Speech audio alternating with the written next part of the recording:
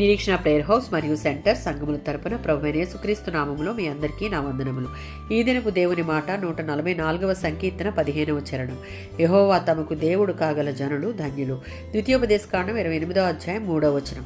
తన పట్ల విధేయులుగా ఉంటే దేవుడు తన ప్రజలను అనేక విధాలుగా దీవిస్తానని మాట ఇచ్చాడు.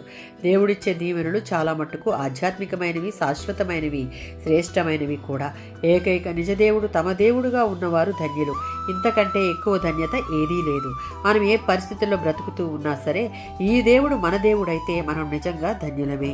నిర్గమకాండం 19:5లో ఉన్నట్లుగా పాత నిబంధన ప్రకారం ఇశ్రాయేలీయులను ఎన్నుకున్నాడు. కానీ దేవుడిచ్చే ధన్యత, ఆశీర్వాదాలు పొందుకోవడం అనేది దేవునిపై వారు చూపే విధేయత మీద, ఆయన మాటకు లోబడే విషయం పైన ఆధారపడి ఉంటుంది. దేవుని యొక్క కట్టడలు అనుసరించి వాటిని గైకొని ఆ ప్రకారం నడుచుకుంటేనే ఆయన చేసిన వాగ్దానాలు పొందుకునే ధన్యత పొందుకుంటారు అని దేవుడు స్పష్టం చేశాడు. 33వ సంకీర్తన 12వ చరణం.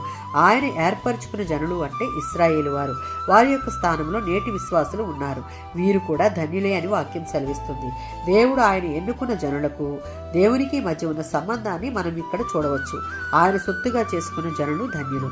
మొదటి కీర్తన 1వ చరణం. ఈ అధ్యాయంలో 2 వర్గాల జనులను మనం చూడవచ్చు. దేవునిని తమ దేవునిగా అంగీకరించి న్యాయం, ప్రేమ, దేవుని వాక్యం పట్ల విధేయతలు కలిగి ఈ లోకంతో సంబంధం లేనటువంటి భక్తి పరులు. 2వ వర్గం దుష్టులు.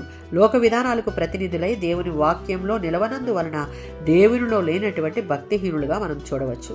భక్తి గల వ్యక్తి దేవునికి తెలుసు. వారిని మాత్రమే తన ప్రజగా చేసుకుంటాడు. ఆయనిచ్చే దీవెనలన్నీ వారి సొంతం. ఆమేన్.